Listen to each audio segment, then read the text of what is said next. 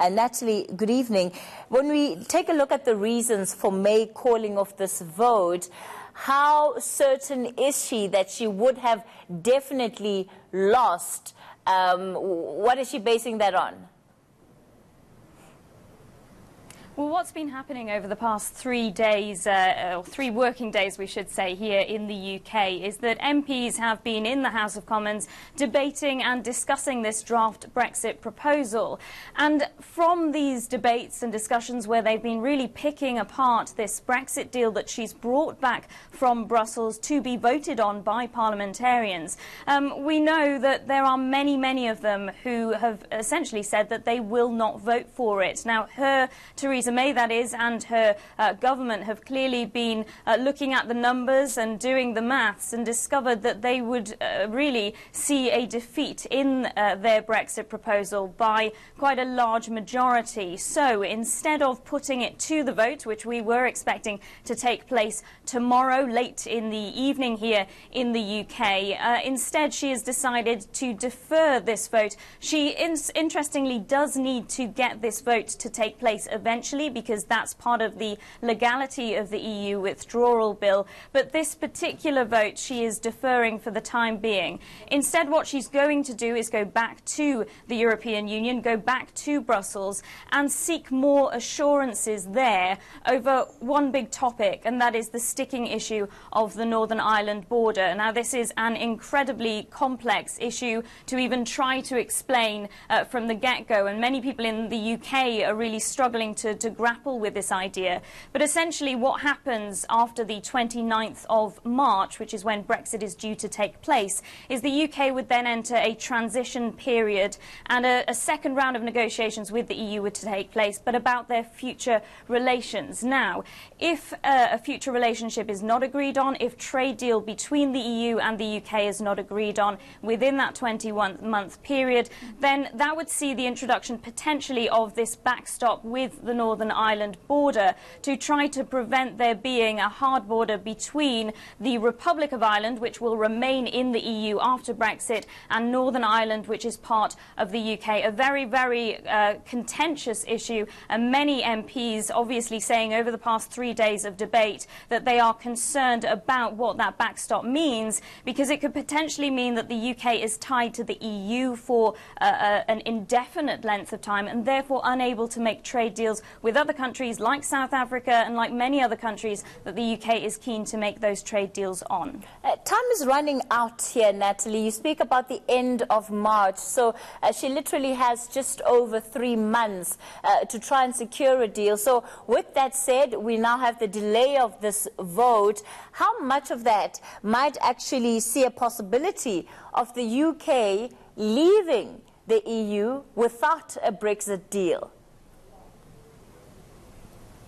Well, as time creeps on, that idea of a no deal certainly gets closer and closer. In fact, we've just heard Theresa May speaking on her feet in the British Parliament, saying that what she is going to do is step up provisions now for a no deal to take place. Now, a lot of the economic analysis on this suggests that a no deal would be quite disastrous for the UK, but also quite damaging to the EU as well. So it's unlikely, therefore, that either side is going to want to see that scenario play out, but it is still a possibility. But that is why we're seeing Theresa May heading back to Brussels very soon to discuss with the EU Council and members there about potentially trying to get more assurances over this sticking issue of the Northern Ireland backstop, because we know, of course, that many MPs here in the UK do not want to see a no-deal scenario. Equally, the EU doesn't want to see it. But as you've said, as we creep closer to that deadline of the 29th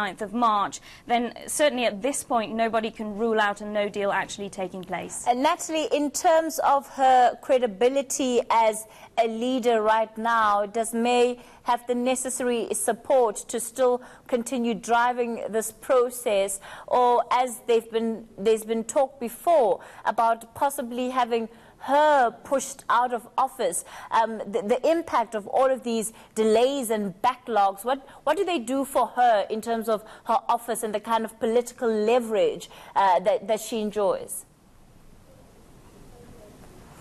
Well, nothing can be ruled out at the moment, Kathy.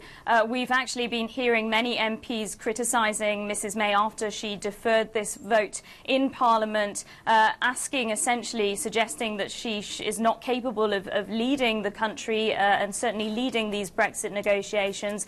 A vote of no confidence is certainly possible. She needs, or they need to get 48 letters from her own party to be submitted calling for that vote of no confidence. But of course the Conservative Party, her party, needs to be sure that that they will actually get the numbers for a vote of no confidence, because if one is called for and she wins, she remains in her seat, it will be 12 months before they're able to call for another one. But it is very possible that at this stage many of her party will have lost faith in what she's doing, and therefore it's entirely possible that we may see a vote of no confidence, possibly even in the coming days. And you know, this talk of a no deal, especially where Brexit is concerned, also has an impact on the economy, Natalie. The pound also falling to some of the lowest levels that we saw in 2017. What are they doing? What are officials doing to try and perhaps cushion the economic uncertainty that comes as a result of this process that the UK and the EU are involved in? Well, that's why we're hearing from the Prime Minister. Of course, any uncertainty caused in a country is going to have a big impact on stock markets and see those stock markets have a lot of jitters. And we've certainly seen that today and indeed the past few days, of course, in the UK, when we've been hearing these MPs debating on this. In terms of what the UK government is trying to do to cushion that blow, is really trying to give these speeches like we've just heard Theresa May give, trying to reassure both MPs and the Parliament, but also the general public and, of course, the wider stock markets as well, no doubt, that that they are aiming to get a Brexit deal done. She is constantly saying, Theresa May, that is constantly saying how she believes that this deal is the best possible deal for the country. But it does seem to be a lot of rhetoric at the moment, and that's not really helping the stock market situation here in the UK. And it does look set that there will be uncertainty, certainly for the coming weeks potentially, until she can get to a point where MPs are voting through, if indeed that does happen at all, a draft Brexit deal that she has put on the table. But it seems a lot more work ahead for Prime Minister Theresa May and her government in order for it to get to that stage. All right, Natalie, let's leave it there for tonight. That was